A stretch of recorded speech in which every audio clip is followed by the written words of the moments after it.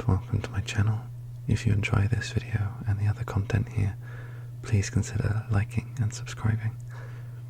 And if you want to be a part of our community, we have a Discord server which will be linked below in the description. But without further ado, sit back, take a deep breath, and relax. And I hope you enjoy the video. Hey there. I'm back after a full year at uni, and I'll be reading out a couple more of my writing practice things. Again, like the last video I did, these writing practices are all unedited. That's the point. You kind of write for about 10 minutes, whatever comes to mind, and whatever you've got at the end, you just kind of have to deal with it. But I thought I would read some of these out for you, and in the video after this, I will be reading out some Dark Prince related stuff that I've been writing as part of my writing practices, because I have a lot of Dark Prince ideas in my head, so obviously it's the first thing that comes to mind when I've got to write whatever is on the brain for 10 minutes non-stop without editing. So anyway, I have a couple pieces here, and this first one, I don't really remember much of my thought behind it.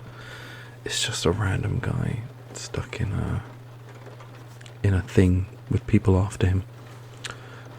But anyway, I'll go to reading it, and I hope you enjoy. Okay. Whoever made this thing was an idiot. Wires all over the place, dodgy relays, a completely redundant sub-circuit. Gods above, this was going to take forever to fix. But he didn't have forever. Maybe 3 minutes, tops? At least that was his best guess. Those plasma cutters are quick, even on reinforced plating. He took another look at the panel, studying it rapidly and acutely. The technology was primitive, smashed together and cobbled from multiple different systems. But he knew he could crack it. He just needed... Damn it, he didn't have time. This is pointless. With a swift motion, Garver barreled his padded knuckles into the wall of the vehicle. It was suffocating in here. How the hell is this thing even running? Further observation around the smoggy, blackened environment around him revealed much more of the same ramshackle tech, barely held together with shoddy welding and shitty bolts. Spotting a small panel marked, "Don't punch this," Garver raised an inquisitive brow. "Well, fuck it. Might as well punch it," he said out loud, shrugging his shoulders as the sparks of the door showered him in desperation, a constant ticking of time. Smash. That ought to have done it. Although it is still attached. Thud. Never mind. Behind was an array of brightly coloured cylinders and pipes, barely contained in the confined space of the back of the vehicle. Garver couldn't help but let the corners of his mouth curl as an insane idea sprung to his head. He was pretty sure he knew what these were, and he was pretty sure he knew of something he could do with them. Snatching a stark yellow cylinder from the amalgamation with a harsh, yelping hiss, he quickly got to work, pulling some tubing from what little supplies he had left in his backpack. Gods, he hoped this is what he thought it was, because if it wasn't, he was about to inhale a whole lot of shit that a human should have nowhere near it, let alone inside its lungs. Next, he pulled the cabling from the shambling excuse of a command interface and connected them to the exposed piping, muttering a little prayer as he went, taking care to get it all right, despite the desperation of his circumstances. If this was to work, he had to get it right. Finally, he grabbed 2 of the cables, holding them in either hand. He stared at the door. Almost through. No time like the present, then. "Here I fucking go," he said, placing the tube in his mouth, and then connecting the two wires. Sparks leapt across the vehicle, and energy coursed through its chassis. Steam and smoke exploded from almost every place, showering Garver in blackened oil and shattered glass. He took a deep breath and closed his eyes. A singular, final boom sounded, sending him to the wall and knocking him out cold. So, that was the first piece. Like I said, very random, and I don't remember much of what I was thinking when I did this, so, you have to excuse me, I can't really tell you much more of the context of where this was gonna go if I had the chance to expand on it further. For our next one, let's have a look. This one is, another 40k inspired thing. Can you tell I'm a nerd? If you can't, you're blind, because I'm absolutely a nerd.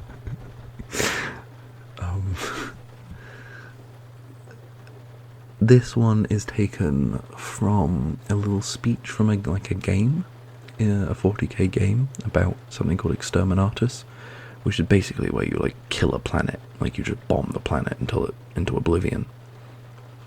It's kind of like this final resort thing that they do when the planet's lost. So this is just a little piece on that. So let's get started. I don't want to waste too much of your time with my ramblings. I realise I do that a lot. So let's go. I hereby sign the death warrant of an entire world, he muttered, breathing deeply, inhaling the dry, recycled 1,000 times over air into his lungs. Was this really the last resort? Was there really nothing else that could be done for the people of Praximon 5? All the loyal soldiers, civilians? Surely they didn't deserve to die. Surely this was wrong. Is this really the Emperor's will? The death of an entire world? He moved his hand from over the screen back to the edge of the command console, gripping it tightly, his breath faltering. Was this what it meant? To serve as his right hand? To enact his will?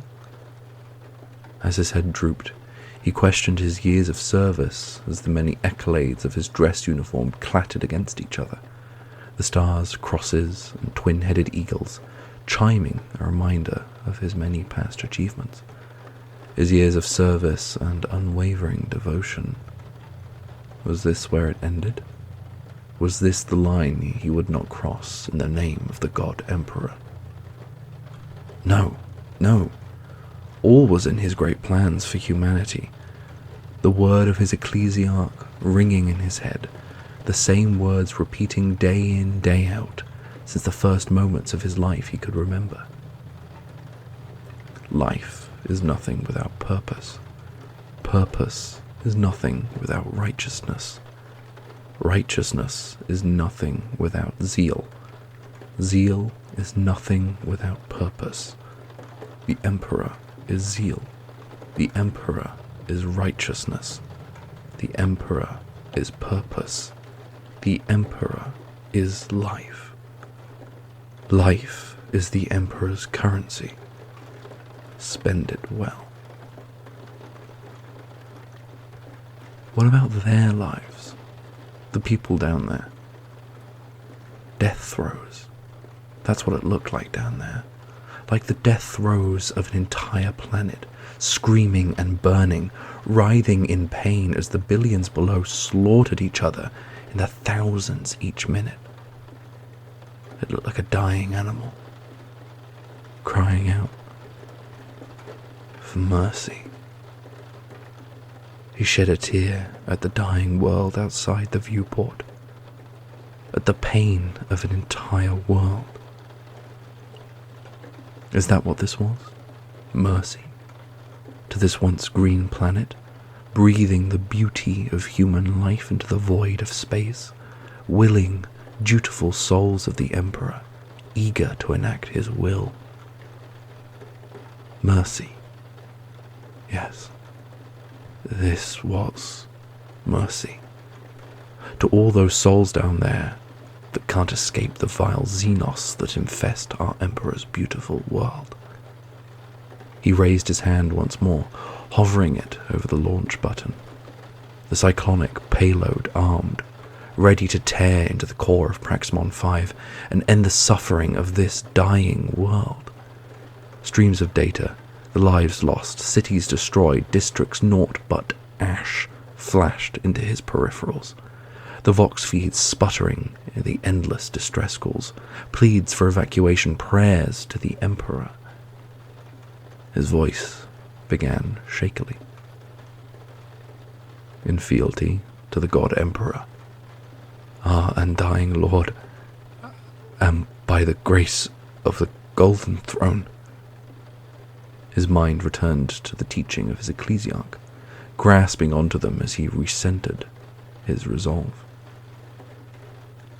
I declare Exterminatus upon the world of Praximon 5. His voice grew steadier. His hand began to grow still, the teetering of indecision leaving him with each moment. I hereby sign the death warrant of an entire world and consign billions of souls to oblivion. Spoken in utter confidence, calm, controlled breathing. May imperial justice account in all balance. The Emperor protects. With this, his hand pressed the launch button. The cyclonic warhead launched from the bay. Exterminatus was underway. Mercy. Relieved. He saw a world relieved of war, put to rest in the Emperor's name. There are many who would question his actions, question the point of the lives of those whose planet now cracked and crumbled as it was torn asunder. But this was the fate of Praximon 5, and it is a great strength to be able to cry out against fate, to stand defiant in odds those of weaker wills would crumble against, to fight instead of bow one's head and succumb. Submit to the will of the Xenos, the mutant, the heretic. They fought well, and he gave them their peace. With their world free of the Xenos, of the taint, cleansed in fire. It glowed hot as the cracks grew ever large. Tectonic plates split and shatter as waves of fire washed over the land. Magma poured from open wounds on the surface, igniting the sky in one final blaze, a final cry into the cold, unforgiving galaxy. Inevitably, there are those who would find him at fault for his actions today, and blame him for being the hand which held the sword that ended the blight of Praximon 5. But he, and the Inquisition at large, merely perform its duty of office, the heaviest responsibility, to take actions no other would in the defense of the greater Imperium, to see the greater picture, and not to mourn the inevitable losses, but to honor them, and to ensure their sacrifices are not in vain. To fear the Inquisition is redundant. To hate them, heretical. Those who see the truth of the matter will place responsibility on those who forced his hand today, and, Emperor willing, they may foster their ire into purpose, forge it into the indomitable spirit of vengeance, and take charge of their own fate by coming to the Emperor's service. There are those who would question his right to destroy a planet, to end the lives of billions of people. But to those that understand, they will know that he had no right to let them live. Life is nothing without purpose.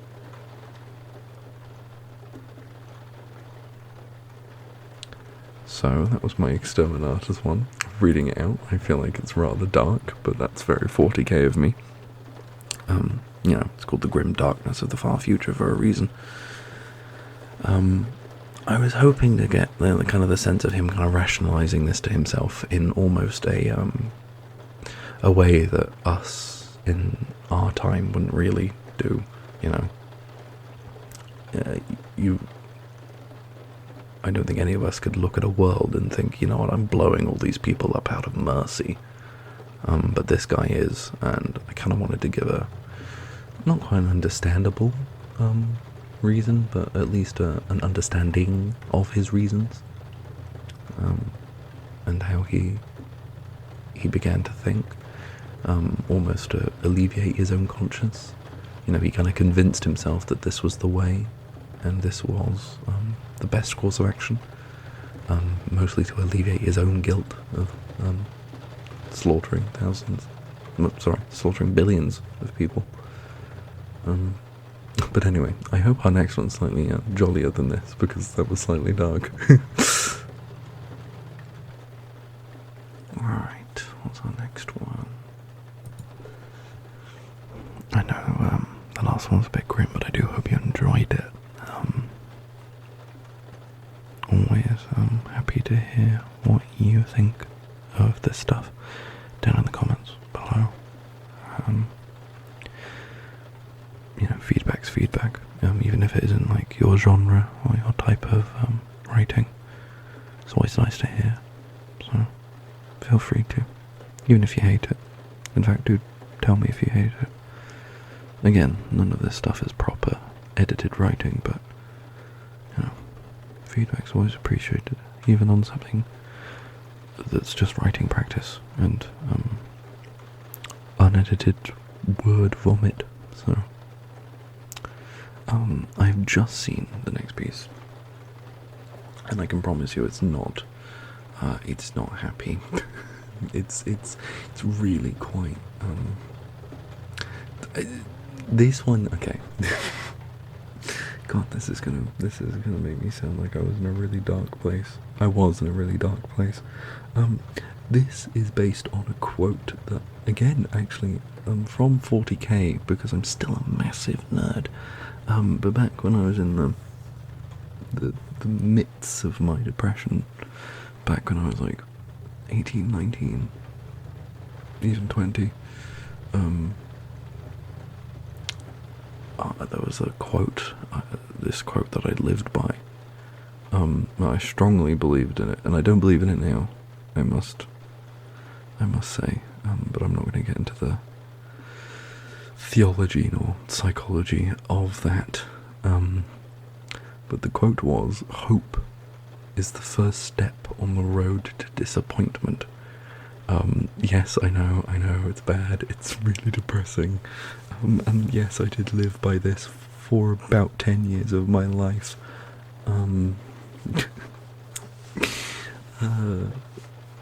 I no longer believe that, well, I mean, I still think hope is the first step on the road to disappointment, but I also believe it's the first step on the road to many things, not just disappointment, and it's a risk that people have to be willing to take, and it's a very powerful force in the world.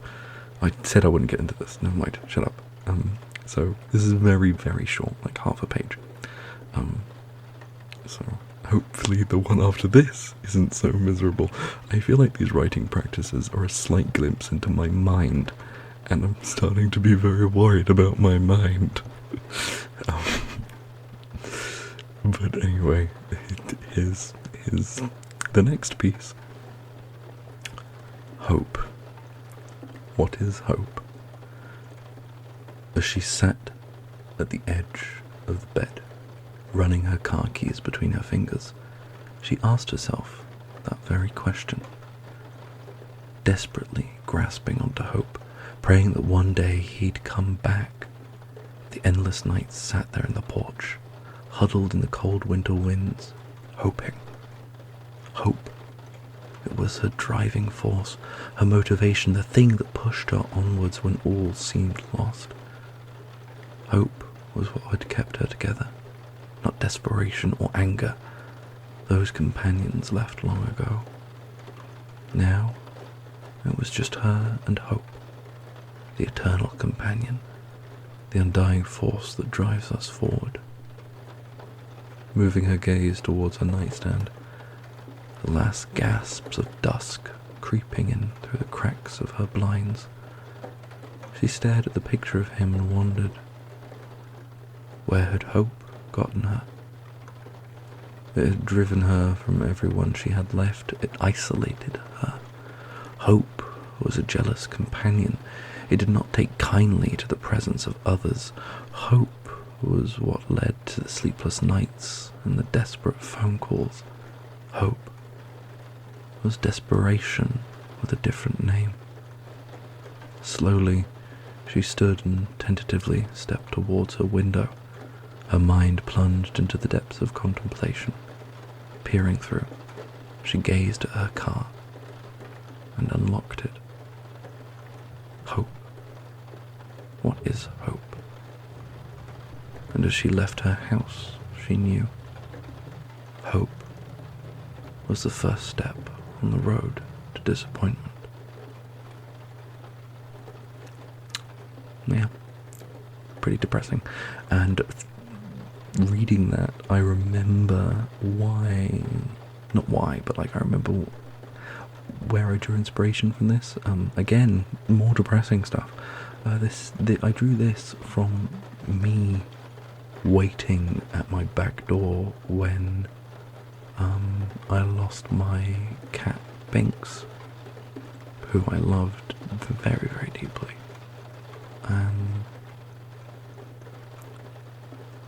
I remembered as soon